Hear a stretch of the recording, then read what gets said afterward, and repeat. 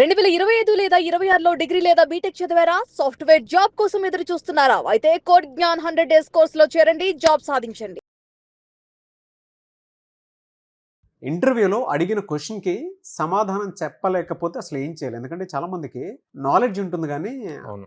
Answer చేయలేకపోతారు. హ్మ్. హ్మ్. ప్రతి సాఫ్ట్‌వేర్ జాబ్ క్రాక్ చేద్దాం అనుకున్నటువంటి ప్రతి స్టూడెంట్‌కి ఉండేటువంటి అతిపెద్ద సమస్య ఇది. దీన్ని ఎలా ఓవర్‌కమ్ చేయాలి?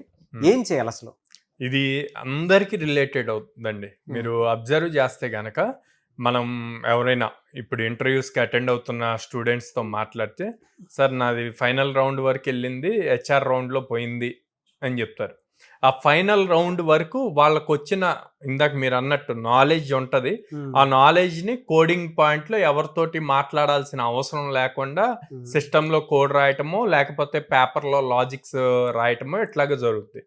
బట్ హెచ్ఆర్ రౌండ్‌కి ఫైనల్ రౌండ్‌కి వెళ్ళినప్పుడు హెచ్ఆర్ అవ్వండి, టెక్నికల్ రౌండ్ అవ్వనండి. అక్కడికి వెళ్ళినప్పుడు ఫేస్ టు ఫేస్ క్వశ్చన్స్ అడిగినప్పుడు ఒక ఫియర్ అన్నది స్టార్ట్ అవుతుందండి. ఆ ఫియర్ స్టార్ట్ అవటం వల్ల మీకు తెలిసిన క్వశ్చన్ అడిగినా సరే మీ మైండ్ డంబ్ అయ్యి అది మీకు తెలియదేమో అనిపిస్తుంది. ఓకే, అక్కడ ఎంత కూల్గా ప్రశాంతంగా ఉండగలిగితే గనక అప్పుడు వాళ్ళు అడిగిన క్వశ్చన్ని మీరు అర్థం చేసుకోగలిగితే మీకు అది తెలియకపోవచ్చు, కానీ దాన్ని ఎట్లా థింక్ చేసి సాల్వ్ చేయొచ్చు అన్న పాయింట్స్ గనక చెప్పగలిగితే హెచ్ఆర్ కానీ ఆ టెక్నికల్ రౌండ్ తీసుకునే వాళ్ళు కానీ ఇంప్రెస్ అవుతారు. ఎరే లిస్ట్లో ఒక హైయెస్ట్ నెంబర్ని ఫైండ్ అవుట్ చేయాలి అని చెప్పి అడిగారు అనుకోండి. ఎరేలో మల్టిపుల్ నెంబర్స్ ఉంటాయి. ఓకే, మీరు తీసుకునే ఫస్ట్ నెంబర్నే హైయెస్ట్ నెంబర్ కింద తీసుకొని ఒక నెంబర్కి ఇంకో నెంబర్కి కంపేర్ చేస్తూ ఇది హైయెస్ట్ కాబట్టి ఈ నెంబర్ని ఎలిమినేట్ చేస్తున్నాం, ఈ సెకండ్ నెంబర్ థర్డ్ నెంబర్ కంటే హైయెస్ట్ కాబట్టి థర్డ్ నెంబర్ని ఎలిమినేట్ చేస్తున్నాం, ఇలా ఆలోచిస్తూ దాన్ని గనక ప్రాపర్గా లాజిక్ కోడ్ రాయాల్సిన అవసరంలా లాజిక్ ఇది అని చెప్పి గనక ఎక్స్ప్లెయిన్ చేయగలిగితే ఇంటర్వ్యూయర్ ఇంప్రెస్ అవుతారు. ఓకే, వీళ్ళు లాజిక్స్ బాగా థింక్ చేయగలుగుతున్నారని. ఎవరు కూడా మనం ఫ్రెషర్స్ని డీల్ చేస్తాం కాబట్టి ఫ్రెషర్స్ నుంచి 100% కోడింగ్ రాయాలి అని ఎవరు ఎక్స్పెక్ట్ చేయరండి. వాళ్ళు ఏం ఎక్స్పెక్ట్ చేస్తారంటే ఎంత కాన్ఫిడెంట్గా ఉన్నారు, వీళ్ళు టీమ్ రోల్ ప్లే చేయగలరా లేదా, కొత్తవి నేర్చుకోవటానికి రెడీగా ఉన్నారా లేదా అన్న థింగ్స్ని ఇంటర్వ్యూలో చూస్తారు. కానీ మన వాళ్ళు ఎక్కువ చేసే మిస్టేక్ ఏంటి అంటే గనక ఒక క్వశ్చన్ అడిగితే అందులో ఒక పదం గనక వీళ్ళకి తెలియంది యాడ్ అయ్యింది అంటే గనక సైలెంట్ అయిపోతారు.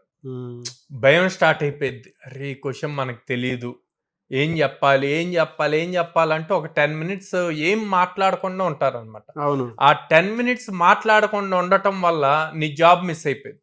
అదే ఆ 10 minutes ఏం మాట్లాడాలి అంటే అదే క్వశ్చన్ని సార్ కెన్ యూ రిపీట్ అని అడగొచ్చు, లేదా ఆ క్వశ్చన్లో మీకు తెలియని థింగ్స్ అంటే ఒక క్లారిటీ కావాలి, ఏం క్లారిటీ కావాలి, మీరు ఇన్పుట్ ఏం ఎక్స్పెక్ట్ చేస్తున్నారు, అవుట్పుట్ ఏం ఎక్స్పెక్ట్ చేస్తున్నారు అని తెలుసుకొని, ఇప్పుడు ఇందాక నేను చెప్పాను ఎరే నెంబర్స్ది, సో అక్కడ మీరు sir input A type of numbers expect చేస్తున్నారు, అవుట్పుట్ ఏం ఎక్స్పెక్ట్ చేస్తున్నారు అన్న పాయింట్స్ అడగొచ్చు.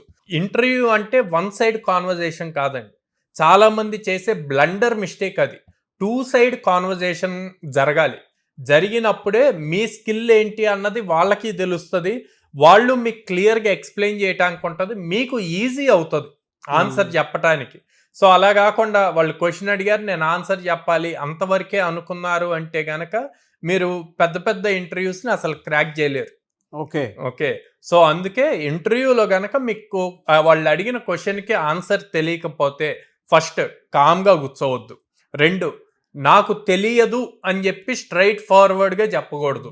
ఓకే, కొన్ని సిచ్యువేషన్స్లో చెప్పొచ్చు, కానీ ఎప్పుడు మిమ్మల్ని ఒక 10 questions అడిగి మీరు 8 to 9 questions స్ట్రాంగ్గా కాన్ఫిడెంట్గా రైట్ ఆన్సర్స్ చెప్పాము అనుకున్నప్పుడు ఒక క్వశ్చన్ నాకు తెలీదు అని చెప్పడం వల్ల ఏమీ కాదు.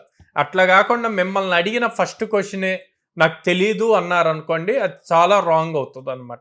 ఆ తెలీదు అనే బదులు ఆ టైంని మీరు థింక్ చేయటానికి ఆలోచించండి. సో ఎలా థింక్ చేయాలి, దీన్ని ఈ కాన్సెప్ట్ తీసుకొని దాన్ని ఎలా ఎక్స్ప్లెయిన్ చేయాలి అన్న కోడ్ రాయొద్దు. మీకు తెలియదు కాబట్టి కోడ్ రాయొద్దు, బట్ దాన్ని ఎలా నీట్గా సింప్లిఫై చేసి ఎక్స్ప్లెయిన్ చేయాలి అన్నది అవసరం. ఇలా ఎప్పుడైతే ఒక స్ట్రాటజీగా ప్రిపేర్ అయ్యి చేయగలుగుతారో ఆ రోజున ఏ క్వశ్చన్కి నాకు ఆన్సర్ తెలియదు అని ఉండదు, ఏ క్వశ్చన్కి ఆన్సర్ చెప్పకుండా ఉండరు. చాలా మంది స్టూడెంట్స్ నా ఎక్స్పీరియన్స్తో చెప్తున్నా, దాదాపు 4200+ స్టూడెంట్స్ ప్లేస్ అయ్యారు కాబట్టి ఆ ఎక్స్పీరియన్స్తో చెప్తున్నాను. చాలామంది స్టూడెంట్స్ టెక్నికల్గా మేము అంత స్ట్రాంగ్ లేవు సార్ అని అనుకొని మేము ఫోర్స్ చేస్తే ఇంటర్వ్యూకి వెళ్ళిన వాళ్ళు బ్యాక్ వచ్చి, సార్ నేను ఇంటర్వ్యూని క్రాక్ చేశాను, మమ్మల్ని ఫోర్స్ చేసి పంపించినందుకు చాలా థ్యాంక్స్ చెప్పిన వాళ్ళు ఉన్నారు. చెప్పలేం ఏ టైంలో ఏ క్వశ్చన్ అడుగుతారో, ఆ ఇంటర్వ్యూర్ మీ దగ్గర నుంచి ఏం ఎక్స్పెక్ట్ చేస్తున్నారో తెలియదు. మీరు చెప్పిన చిన్న ఆన్సర్ అయినా వాడిని బాగా ఇంప్రెస్ చేయొచ్చు, ఆ ఇంప్రెస్ చేయటం వల్ల మీకు జాబ్ రావచ్చు. Yes. సో ఏ ఆపర్చునిటీని మిస్ చేసుకోకూడదు.